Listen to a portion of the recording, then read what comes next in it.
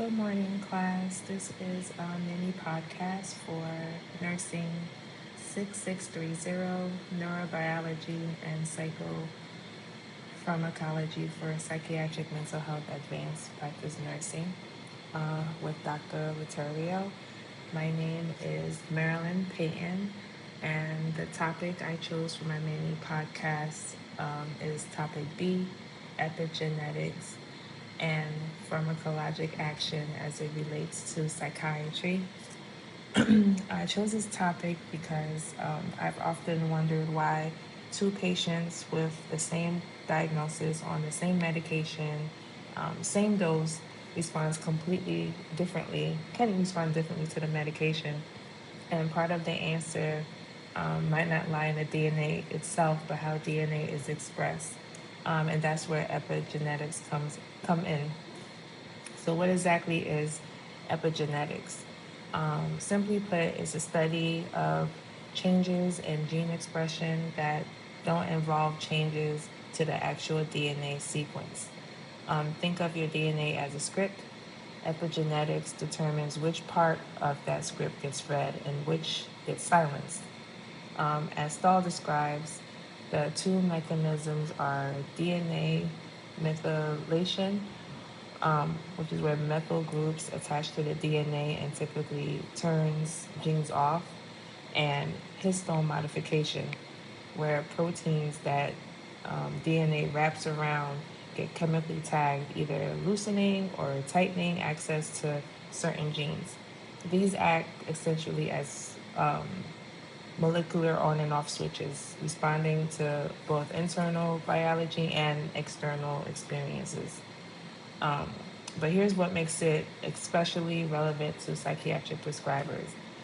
Stahl describes how neurotransmission itself can trigger gene expression, meaning every time a drug acts on a receptor, it sets off a downstream cascade that reaches the nucleus and changes which genes are being read. So we're not just adjusting neurotransmitter levels.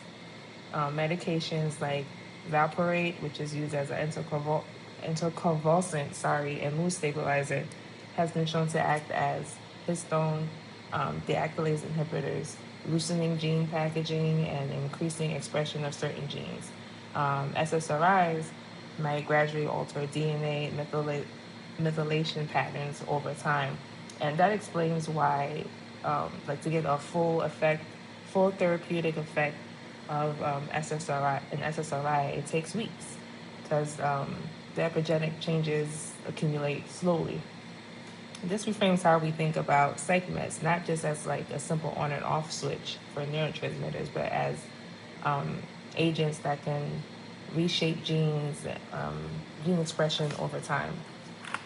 Clinically, this has implications because research shows that in depression, this is an example, sorry, in depression, hypomethylation of the BDNF gene, which is the brain derived neurotropic factor, reduces neuroplasticity and has been linked to treatment resistance. Also, in schizophrenia, studies show that hypomethylation, of the RELN gene reduces reelin expression and disrupts synaptic plasticity.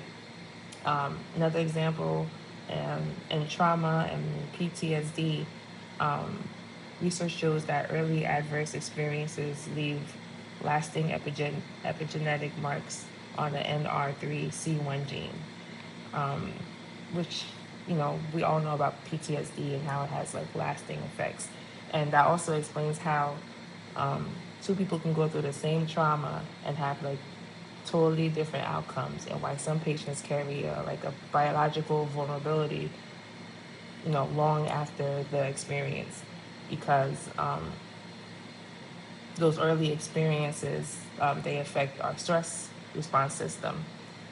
Um, and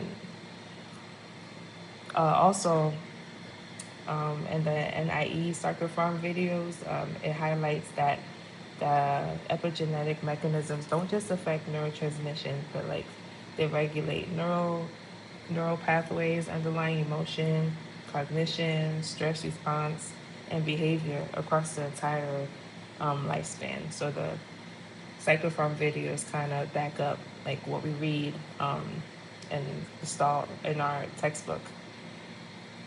Memory, synaptic transmission, all of it is shaped by epigenetic processes that respond to environment, lifestyle, and the medications that we prescribe. So, what's my takeaway? Epigenetics add a crucial layer of how we understand psychiatric illness and treatment.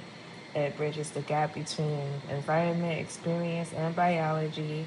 And as prescribers, future prescribers, we may be influencing gene expression in ways that have long term and potentially intergenerational effects. That's both humbling and exciting. Thank you for listening.